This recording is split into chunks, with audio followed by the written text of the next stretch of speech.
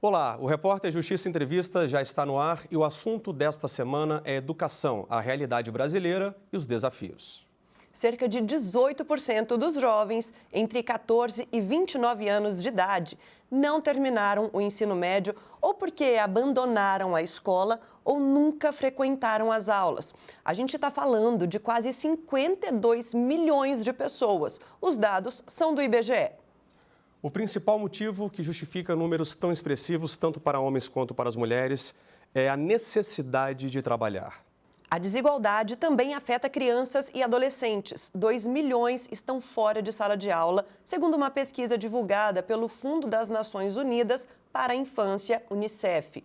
Antes de apresentar os nossos convidados de hoje, você já sabe. Vamos para o nosso quadro Como Começou.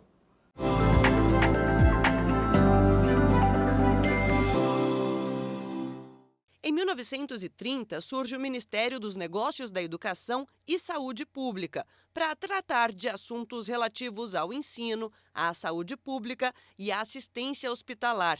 Até que em 1953, com a Lei 1920, passou a ser chamado de Ministério da Educação e Cultura, o MEC, sigla que se mantém até hoje.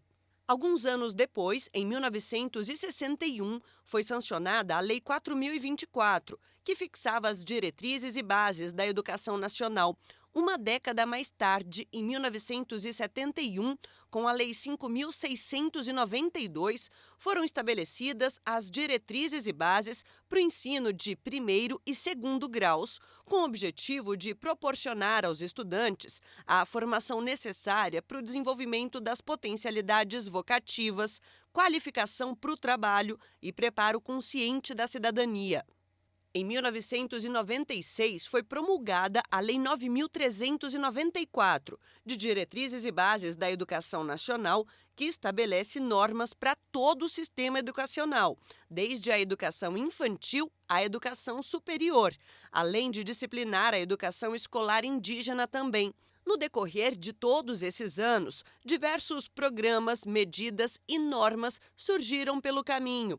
Um dos mais recentes é de 2020, que foi a criação do programa Tempo de Aprender, que visa o aperfeiçoamento, o apoio e a valorização de professores e gestores. Aqui conosco, Ana Carolina Fonseca, oficial de programas no Unicef Brasil, e Francisco Herrera, professor da Faculdade de Educação da Universidade de Brasília. Professor, a gente acabou de ver um panorama da educação no Brasil. Avançamos com leis importantes, programas, políticas públicas, né?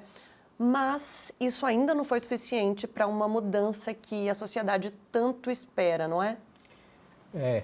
Que eu acho que, como a gente sempre fala, né? A estrutura de políticas públicas que o Estado brasileiro tem é uma estrutura muito bem constituída. Porém, na execução, a gente tem algumas dificuldades. Então, essa materialização das políticas públicas para que cheguem até os últimos cantos do país é uma das coisas onde a gente tem mais dificuldade, tanto na execução quanto na qualidade dessas políticas. Doutora, nós temos um dado que chama muita atenção: mais de 2 milhões de crianças e adolescentes estão fora de sala de aula. É um número muito expressivo e me parece que é mais um retrato da desigualdade social do nosso país. Essa é ainda a barreira que a gente enfrenta? Sim, esse dado, né, de 2 milhões de crianças e de adolescentes fora da escola, a maior parte, é um dado que, inclusive, ele corresponde à faixa etária dos 11 aos 19 anos. Então, a gente, na verdade, a nossa expectativa, infelizmente, a gente está falando de muito mais do que 2 milhões de crianças e adolescentes fora da escola. Isso mostra que a gente ainda está falhando em acesso, em permanência, e estar fora da escola expõe essas crianças e esses adolescentes a uma série de outras vulnerabilidades. Então, a gente mantém ciclos de pobreza, de violências. A gente realmente precisa cuidar para que nenhum menino, nenhuma menina esteja fora da escola no Brasil. Tá certo. Ainda falando sobre desigualdade, Muitas famílias não conseguem colocar os filhos na creche, que é um mundo de novas experiências, descobertas, de acolhimento e educação. Além disso, muitos pais precisam ter autonomia para trabalhar e não têm com quem deixar os filhos. As creches são um lugar seguro. O problema é que muitas famílias não conseguem vaga. É o caso da Simone, do Distrito Federal. Simone tem 34 anos e mora no Sol Nascente, periferia do Distrito Federal. Ela tem 2 filhas. A mais velha, de 9 anos, estuda de manhã. E a caçula é a Isabelle, de 2 anos, que passa o dia com a mãe. Dia a dia com ela é bastante agitada, muito imperativa mesmo. Ela não para quieta. Aí a gente fica aqui, tem a rotina de eu levar minha filha lá para ir para a escola. Ela vai, quando chega, tira uma soneca. Mas tudo isso ela ia estar desenvolvendo melhor numa creche, né? Muito importante para ela nessa fase de 2 anos, né? Simone tem razão. Na idade da Isabelle, a creche é fundamental para que crianças aprendam habilidades sociais, desenvolvam a comunicação e tenham experiências enriquecedoras no convívio com outros meninos e meninas da mesma faixa etária. Até para o desenvolvimento dela é essencial uma creche nesse momento, porque ela é muito espertinha, ela vê os outros, já quer ir para a escola, ela vê eu levar a irmãzinha dela para a escola, ela quer ir junto. Ia me ajudar bastante uma creche nesse momento para ela. Agora, a pergunta que não quer calar: por que a Isabelle não está na creche? Por conta que está muito difícil, a demanda está muito grande e eles estão cada vez jogando ela para baixo na lista de classificação, que eles têm uma lista, né? Aí ela já esteve em primeiro lugar, agora está em 7º e nunca chamaram a minha filha. Doutora, creche é um direito social, inclusive previsto na nossa Constituição Federal. Mas como é que fica a situação da Simone, que representa, na verdade, milhares de outras mulheres que passam pela mesma situação? Infelizmente, esse é um grande desafio, né? O Brasil, mesmo antes da pandemia, ele vinha avançando em vários indicadores educacionais, mas a educação infantil já era um desafio, se agrava com a pandemia e a gente precisa olhar para essa faixa etária. A realidade da Simone é a realidade de muitas famílias. A gente está falando hoje, teve uma leve recuperação no acesso à creche após a pandemia, mas a gente ainda está falando aí de 36% de acesso à creche de crianças hoje no Brasil, né? Então aí de 0 a 3 anos.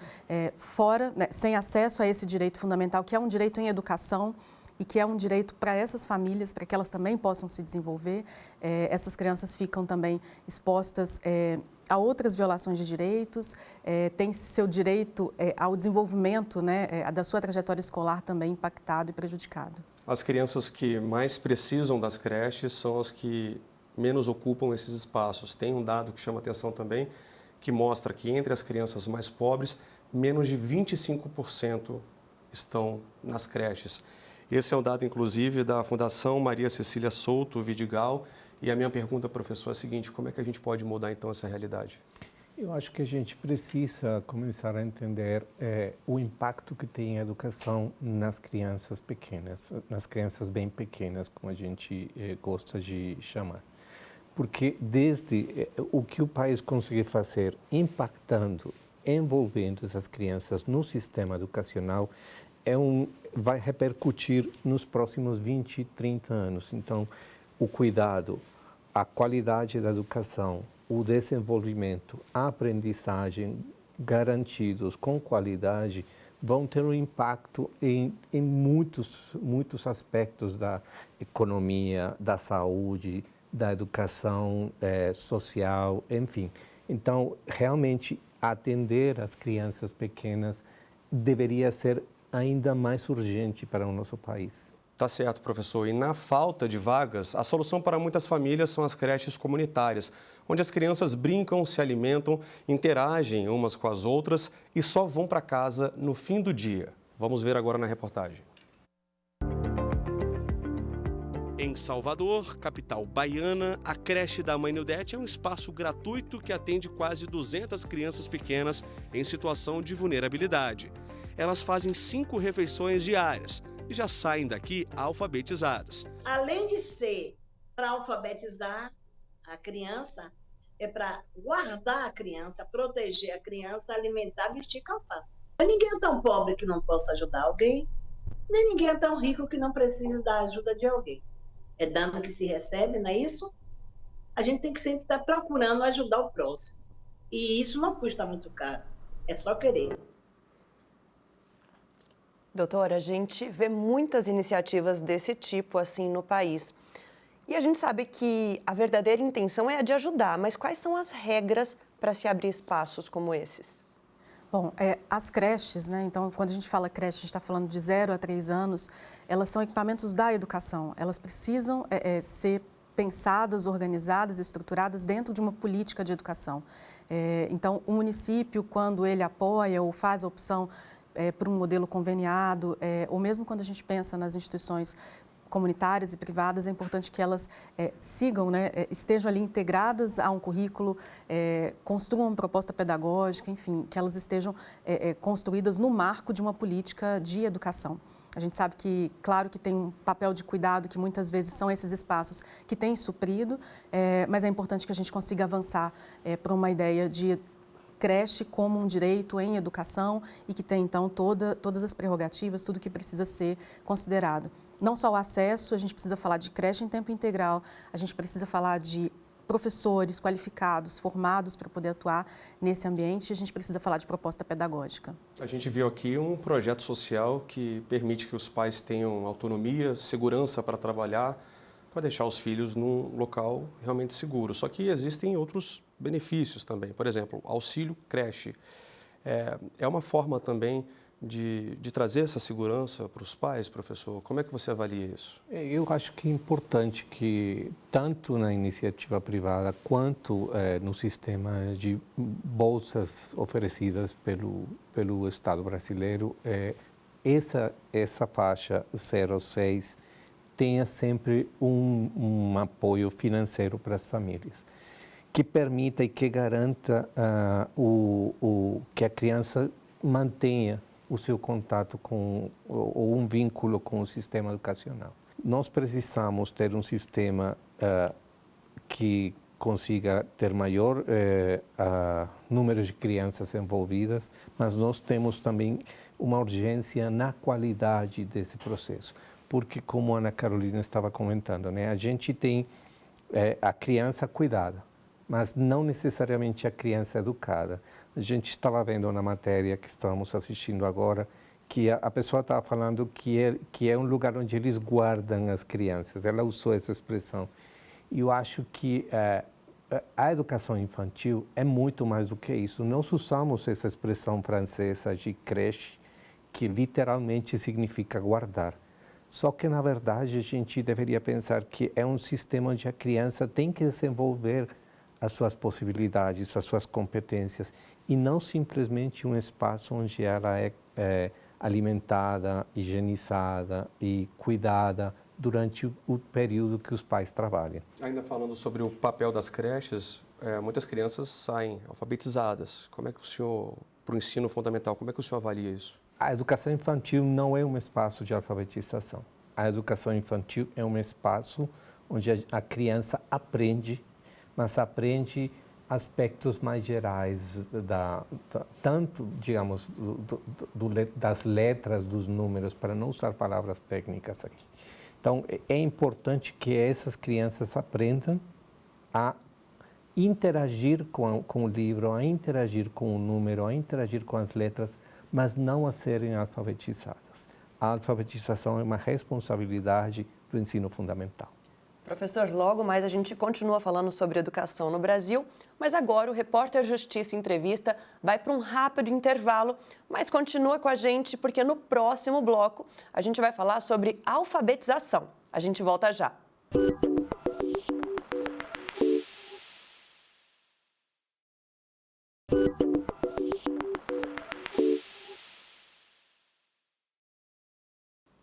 Estamos de volta e hoje o assunto é educação. Aqui no estúdio da TV Justiça, Ana Carolina Fonseca, oficial de programas no Unicef Brasil, e Francisco Herrera, professor da Faculdade de Educação da Universidade de Brasília. Educação é a base de tudo, é de onde vem a transformação que a sociedade tanto espera. Uma população com acesso à educação se alimenta melhor, cuida melhor da saúde, tem mais espaço no mercado de trabalho e, com isso, gera menos pobreza e mais crescimento econômico. A alfabetização é um dos processos de aprendizagem mais importantes da vida. Mas na pandemia, com escolas fechadas e com o ensino remoto, houve piora no aprendizado de estudantes de várias idades. O maior impacto em todas as etapas de ensino foi justamente na alfabetização. Veja na reportagem. As crianças pequenas, elas, 2020, frequentaram o primeiro ano com as escolas fechadas. Depois elas foram promovidas para o segundo ano automaticamente e as escolas continuaram fechadas. Então, é claro que os resultados da alfabetização não foram bons, não poderia ser de outro modo. O levantamento é do Sistema de Avaliação da Educação Básica, SAEB, e do Índice de Desenvolvimento da Educação Básica, IDEB, divulgado pelo Ministério da Educação e pelo Instituto Nacional de Estudos e Pesquisas Educacionais, Anísio Teixeira. Se a criança não aprendeu, se ela não teve aula presencial, ela não teve a oportunidade de aprender a ler e a escrever, então ela chegou ao final do segundo ano sem conseguir ler e sem conseguir escrever uma palavra simples, que normalmente a criança aprende no primeiro ano, né, do ensino fundamental. De acordo com a pesquisa, a porcentagem de estudantes do segundo ano que não conseguem sequer ler palavras isoladas mais que dobrou. Passou de 15,5% em 2019 para 33,8% em 2021. Os meninos teve uma queda de proficiência muito alta. Em língua portuguesa, essa queda passa de 24 pontos, né? Então, isso mostra que os meninos realmente tiveram problemas no processo de alfabetização, de leitura e de escrita. Triste realidade, né, professora? A alfabetização ela é fundamental em todas as etapas e ela precisa ser sólida. Mas com a pandemia, tem como a gente mensurar como é que isso prejudicou os estudantes, inclusive da rede pública? Eu acho que mensurar é quase impossível, mas a gente vai experimentar o impacto disso, especialmente nos próximos anos. Porque uma das coisas que a alfabetização garante é ancorar a criança no sistema educacional. Porque a criança que está alfabetizada é uma criança que se interessa, que participa. Quando ela tem dificuldades e ela vai avançando no sistema escolar, ela começa a se sentir perdida. Se ela não lê, se ela não compreende, se ela tem dificuldades para participar das atividades, provavelmente nos próximos anos essas crianças vão ter muitas mais possibilidades de abandonar a escola. Então, não é apenas o impacto que tem na aprendizagem, é que a gente está vendo o impacto na trajetória de vida dessa criança. Porque ela tem crianças não alfabetizadas, são crianças que têm mais riscos de abandono da escola. Doutora, a gente acompanhou essa piora entre 2019 e 2021. Estamos em 2023. Dá para a gente fazer um panorama pós-pandemia, digamos assim? Bom, o Censo Escolar de 2022, ele mostra para a gente um pouco do que a pandemia trouxe de impacto, né? Como o professor colocou, a gente ainda vai levar muito tempo para compreender como é que isso se desenrola. Mas, de acordo com o Censo Escolar de 2022, né, o mais recente, a gente tinha que em 2021, a gente estava falando aí de 56% mais ou menos de estudantes não alfabetizados ao final do segundo ano do ensino fundamental.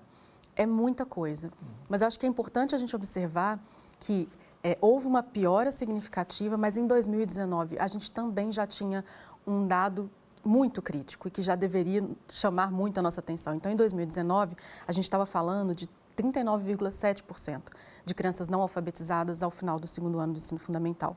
Eu acho que a alfabetização ela já era um desafio antes da pandemia, assim como os outros indicadores pioraram. Também tivemos piora nesse indicador, mas era um desafio que já estava colocado antes e que já nos convocava a uma ação. E para tentar reverter as dificuldades no processo de alfabetização, algumas escolas decidiram, por conta própria, dar uma atenção especial aos alunos. E para contar essa história, a nossa equipe visitou uma escola do Gama, Distrito Federal. Vamos assistir agora a reportagem. A escola promove 2 projetos para ajudar crianças com déficit de aprendizagem. O primeiro é uma iniciativa da Secretaria de Educação, baseado no reagrupamento de estudantes. Nesse reagrupamento, as crianças são reenturmadas de acordo com o nível e o momento da alfabetização em que eles se encontram. E aí, nesse reagrupamento, nesse momento que aqui na nossa escola acontece 2 vezes por semana, eles têm atividades direcionadas, né, e orientadas por professores para que a gente possa atender e melhorar, né, a qualidade do processo de alfabetização, atendendo o momento individualmente de cada aluno.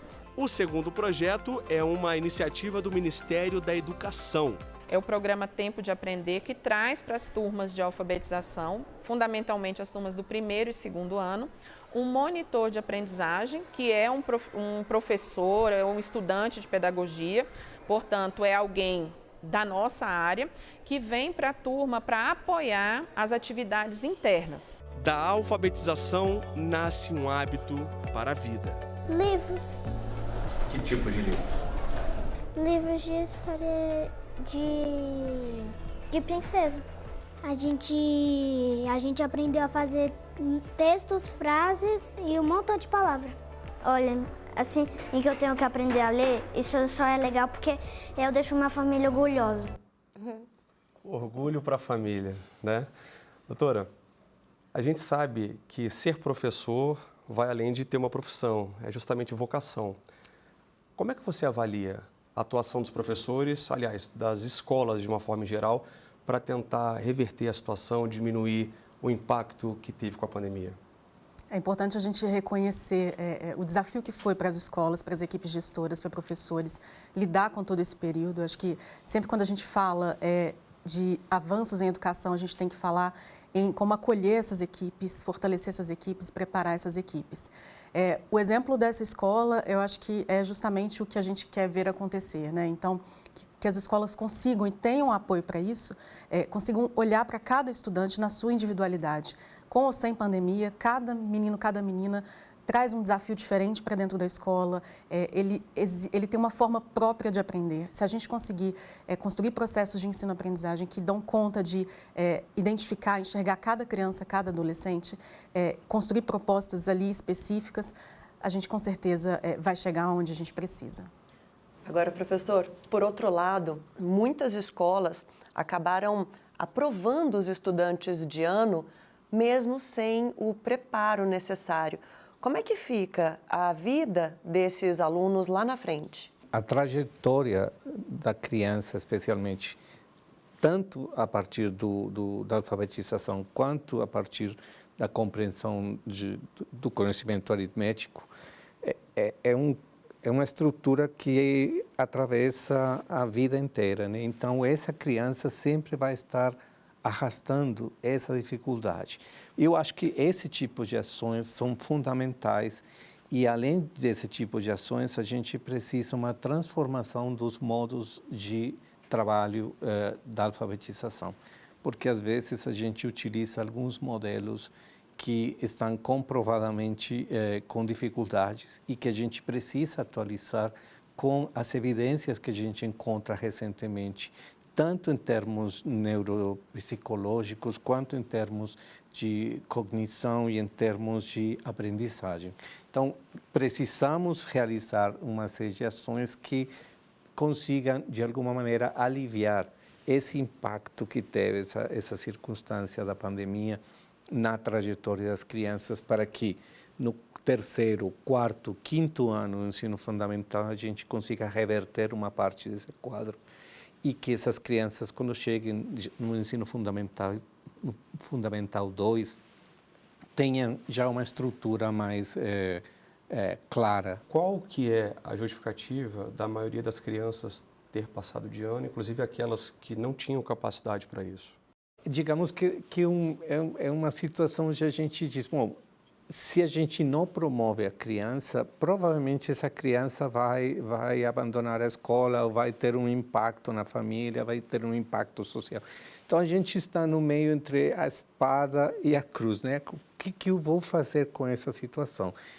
E eu acho que o que precisamos é pensar, bem, eu estou promovendo a criança, mas lá na frente como eu consigo dar um apoio e criar uma estrutura para reverter o impacto dessa circunstância do passado. Agora, Léo, nunca é tarde para se alfabetizar, ter o orgulho de aprender a ler e escrever. O olhar para a vida muda. Andar pelas ruas e saber o que está escrito nas placas, cartazes, a linha dos ônibus, as informações em lojas, supermercados e tantas outras experiências. A gente vai conhecer agora a história da Maria Lucimar. Lucimar veio de Teresina, Piauí, para morar em Brasília em 2014. Não era alfabetizada e fala emocionada de como se sentia por conta disso. Eu me sentia cega e muda, né? Eu estava na parada e, meu Deus, que homem é esse? Eu fingia para as pessoas que eu tinha esquecido meu óculos, porque eu sentia vergonha de falar que eu não sabia nem ler e nem escrever.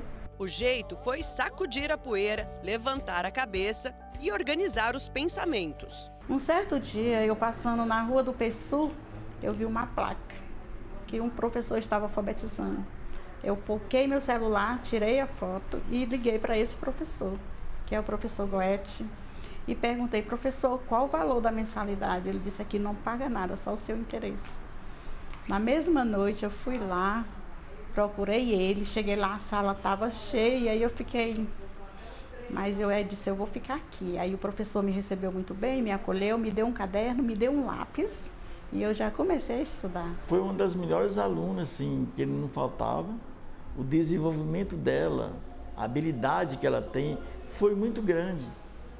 Tanto que ela aprendeu rápido, muito rápido que ela aprendeu. Exemplo de força, dedicação, coragem, e digo coragem porque ela mesma assumiu que tinha um certo preconceito de voltar a estudar. Mas, na verdade, doutora, nunca é tarde, né? Nunca é tarde. Vocês abriram, né, o programa justamente mostrando dados de jovens sem estudar e também sem acesso ao mercado de trabalho. Nós não podemos desistir de nenhuma criança, de nenhum jovem, de nenhum adulto, né? A educação é um direito, por isso que é tão importante a gente pensar. Nós temos que nos organizar para proporcionar essas aprendizagens na idade em que ela foi possível. Temos que combater uma cultura de reprovação, de fracasso escolar, de exclusão escolar. Enfim, famílias alfabetizadas, famílias que avançam na educação, elas também vão conseguir fortalecer o projeto dos seus filhos e, com isso, a gente vai conseguindo, então, construir um ciclo, né, de trajetórias de sucesso escolar. E, professor, para a gente terminar, como é que fica o cenário da educação no Brasil? Como melhorar esse cenário? A gente está no caminho ou ainda falta muito? Eu acho que a gente está no caminho. Eu acho que a gente tem, como mencionávamos, uma política pública robusta. O que nós precisamos é que essa política pública seja efetivada em todos os cantos do país. E eu insisto numa coisa, né? O principal ponto que a gente precisa trabalhar é a qualidade da educação. Professor Francisco e doutora Carolina, muito obrigada pela presença de vocês hoje aqui com a gente. E o Repórter Justiça Entrevista fica por aqui. E você de casa, muito obrigada também pela presença e pela audiência. Na semana que vem, você já sabe que a gente tem um encontro marcado. Até lá.